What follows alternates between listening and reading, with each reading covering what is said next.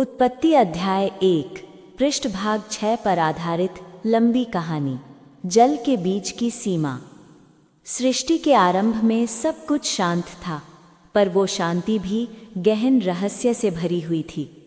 चारों ओर केवल अथाह जल ही जल फैला हुआ था, अनंत, असीम, बिना किसी आकार या सीमा के। न ऊपर था न नीचे, न पूर्व था न पश्चिम।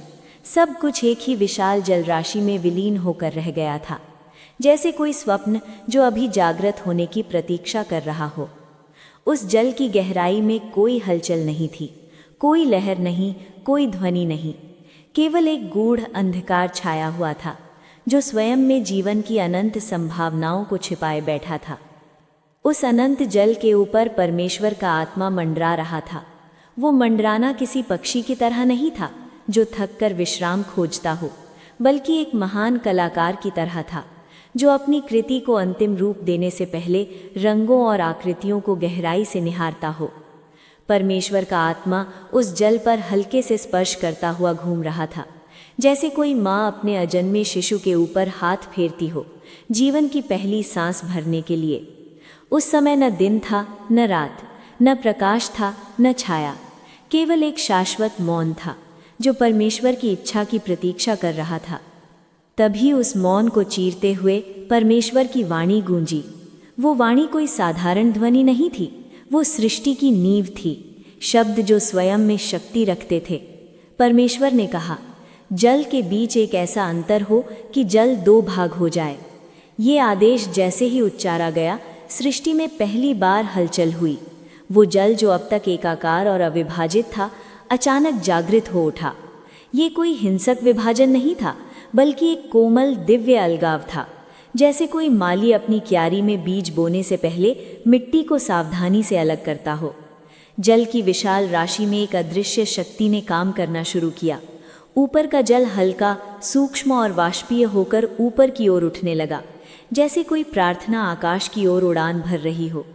नीचे का जल भारी, घना और स्थिर होकर नीचे की ओर जमने लगा, जैसे कोई मजबूत आधार जीवन को थामने के लिए तैयार हो रहा हो।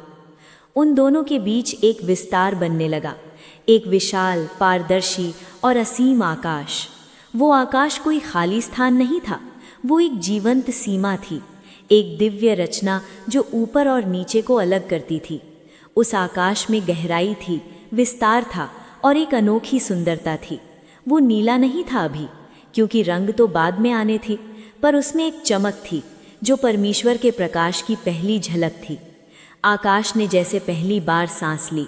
वो फैला फैला और इतना फैल गया कि अनंत जल की दोनों राशियों को हमेशा के लिए अलग कर दिया। ऊपर का जल धीरे धीरे बादलों का रूप लेने लगा। वे बादल हल्के, फूले हुए और सफ़ेद थे, जैसे परमेश्वर की करुणा के प्रतीक। वे आकाश में तैरते हुए घूमने लगे, कभी इकट्ठे होकर गरजते, कभी बिखर कर शांत हो जाते। उन बादलों में वर्षा की संभावना छिपी थी, वो वर्षा जो आगे चलकर धरती को हरा भरा करेगी, नदियों को भर देगी और जीवन को पोषित करेगी। नीचे का जल समुद्रों की गहराई में समा गया।